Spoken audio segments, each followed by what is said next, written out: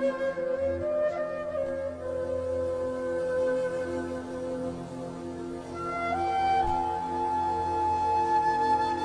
And good morning everyone. सबैजना आरामै हुनुहुन्छ होला, म पनि आरामै छु। के गर्दै हुनुहुन्छ? आज चाहिँ मैले हजुरहरूको सामु एउटा दुःखद खबर लिएर आएको छु। हाम्रो पाल्पामा पुरुलदेखि बुर्तिबाङ जाँदै गरेको एउटा बस चाहिँ हाम्रो केराबारीभन्दा अगाडि जुन जोरधारा छ, जोरधारा भन्ने ठाउँमा चाहिँ दुर्घटनाग्रस्त भएको छ हिजो।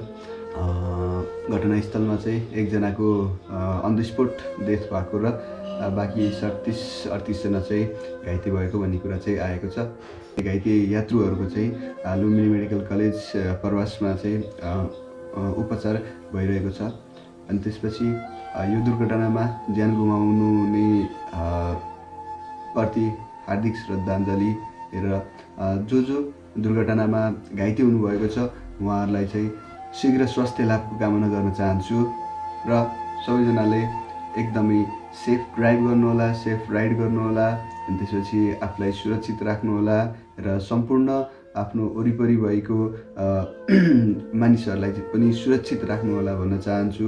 तपाईँ हाम्रो एउटा सानो प्रयासले गर्दाखेरि हामीले के गर्न सक्छौँ त भन्दाखेरि धेरै मानिसहरूको ज्यान बचाउन सक्छौँ।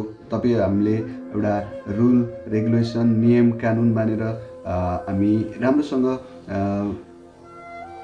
राइड गऱ्यौँ, राम्रोसँग ड्राइभ गऱ्यौँ भने हामीले वरिपरि भएका हाम्रो आफन्तजनदेखि लिएर हाम्रो जति पनि मित्रहरूको पनि के गर्न सक्छौँ त भन्दाखेरि ज्यान बचाउन सक्छौँ। र हामीले एकदमै अहिलेको राइडिङले गर्दाखेरि चाहिँ के भइरहेको छ त भन्दा हाम्रो वरिपरि भएको मानिसहरूको पनि लाइफ नै के भएको छ त भन्दाखेरि एउटा रिस्कमा रहेको छ।